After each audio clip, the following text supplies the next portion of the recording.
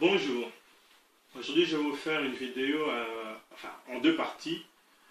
Première partie, je vais plus parler, je vais faire une classification des types de voix. Et la deuxième partie, une petite démonstration du chant car Dieu est un Dieu puissant et règne.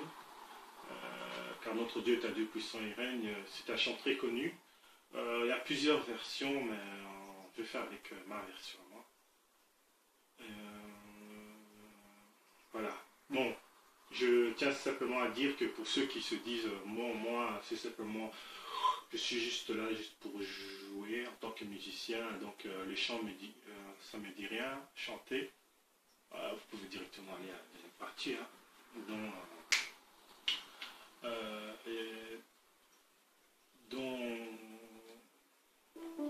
je mettrai en fait les minutes dans la description pour la deuxième partie. Voilà, mais pour ceux qui se disent, moi, le chant ça m'intéresse, jouer, chanter tout en jouant en même temps, voilà, je vais un peu parler faire une classification des voix. Premièrement, dans les voix, il y a les voix basses.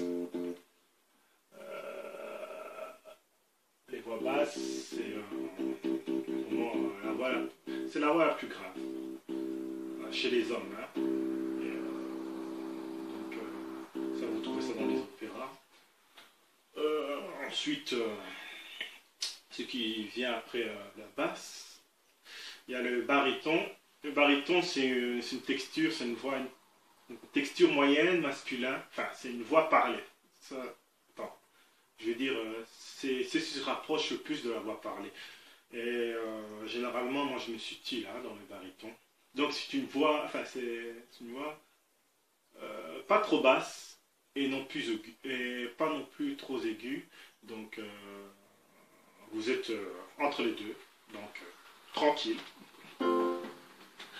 Ensuite vient le ténor, qui est c'est une voix d'homme la plus aiguë et qui se porte le mieux. Généralement, on trouve ça sur les voix d'hommes qui chantent dans les radios. Ou bien dans les concerts. Généralement, comme exemple, je peux donner, par exemple, c'est Marcel Bungu ou bien Luc Dumont. Vous voyez, c'est les voix un peu de charme. Voilà, à peu près. Ensuite, nous avons l'alto. L'alto, c'est la voix la plus grave pour les femmes. Donc c'est un peu comme la basse chez l'homme. Et voilà. C'est très rare. Généralement, c'est très très rare. Mais ça existe. Une voix alto. Mais puis nous avons le mezzo-soprano. C'est une texture moyenne pour les femmes. C'est le baryton. Ça, par contre, il y en a beaucoup, pardon, des femmes qui chantent en mezzo-soprano. Mezzo-soprano, je crois que c'est soprano moyen. Mezzo, je ne sais pas si c'est en italien. Je ne sais pas, ça veut dire quoi. Mais voilà, c'est moyen, je pense. Et là, beaucoup de chanteuses, hein, comme Maggie Blanchard, Nadège du groupe Adorons l'Éternel, et ainsi de suite. Ensuite vient le soprano, qui est la voix la plus aiguë. Donc c'est un peu la voix la plus aiguë, ça, on trouve ça souvent dans les opéras. Voilà, à peu près. Voilà les types de voix. C'est très important si vous voulez en même temps jouer un instrument, connaître votre voix, quoi. Apprendre à connaître votre voix. Et ça, comment on peut l'apprendre? Tout simplement en chantant. Pas d'autre solution. Trouvez la gamme où vous vous sentez à l'aise. Donc pas trop basse, parce que vous pouvez le sentir si vous êtes un peu trop bas. Et il y a plusieurs méthodes pour trouver celui-ci.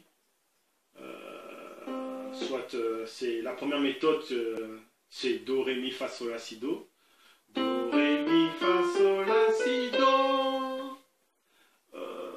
Et ensuite, à chaque fois, vous montez d'un demi-ton ou d'un ton, par exemple. Do, Ré, Mi, Fa, Sol, La, Si, Do. Ou bien Do, Ré, Mi, Fa, Sol, La, Si, Do. Et là, vous pouvez monter, faire... jouer dans les gammes, dans la gamme de Do, de Ré, de Mi, de Fa, jusqu'à ce que vous sentez que, oh, là, je suis bloqué. Le Do, vous n'arrivez plus à suivre, vous restez bloqué. C'est là que vous pouvez à peu près vous situer, enfin, savoir que, non, là, c'est... Je suis dans les aigus, par exemple, chez l'homme. Là, j'arrive dans les ténors. Je dois redescendre un tout petit peu pour peut-être dans les barytons. Mais si vous vous sentez à l'aise dans les ténors, voilà, vous vous sentez à l'aise dans les ténors. Hein, ouais. Donc, c'est juste que... C'est un exemple que je vous donne. Pour les apprentis, cet exercice-là de Do, Ré, Mi, Fa, Sol, La, Si, Do, si vous ne savez pas la gamme, quelle touche toucher pour la gamme de Ré, il y a toujours le transpo. Hein. Donc, vous connaissez déjà qu'est-ce que c'est le transpo. Donc, vous montez par exemple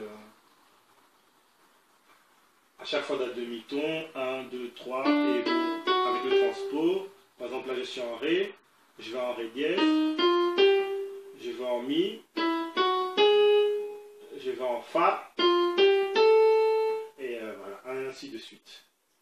Et vous faites ça, et c'est là, voilà, c'est une technique. Voilà. Moi, généralement, je sais que je me situe chez les barytons. Donc, si par exemple la basse,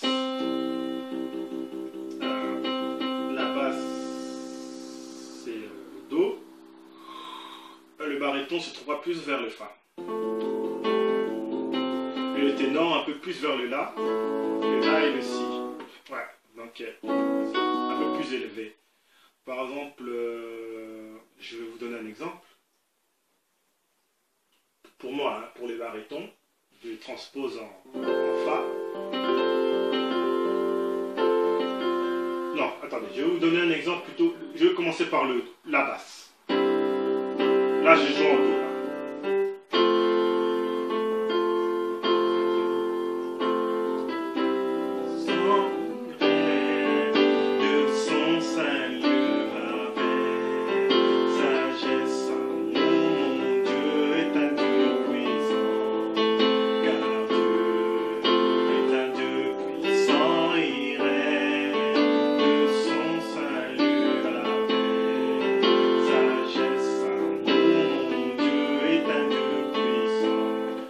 C'est la basse.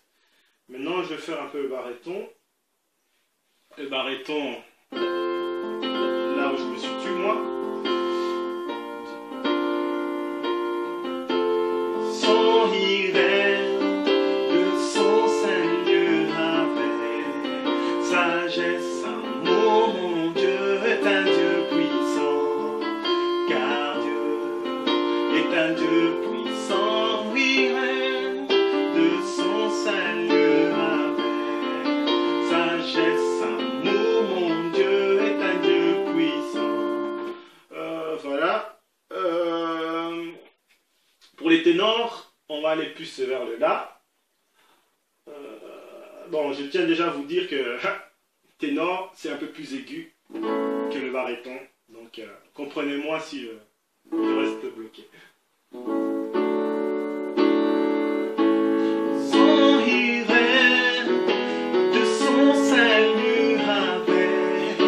Sagesse, amour, mon Dieu est un Dieu puissant, car Dieu est un Dieu puissant, rirait de son salut avec sagesse, amour, mon Dieu est un Dieu puissant. Voilà, c'est à peu près ça. Bon, là c'est parce que c'est le couplet. Si on va aller le refrain, ça va être catastrophique. Voilà à peu près quoi, ce que je voulais dire. voir. À vous de chercher. Donc, il n'y a pas de solution miracle que de chercher vers quelle gamme vous chantez, où vous vous sentez à l'aise. Voilà, on va passer maintenant à la deuxième partie.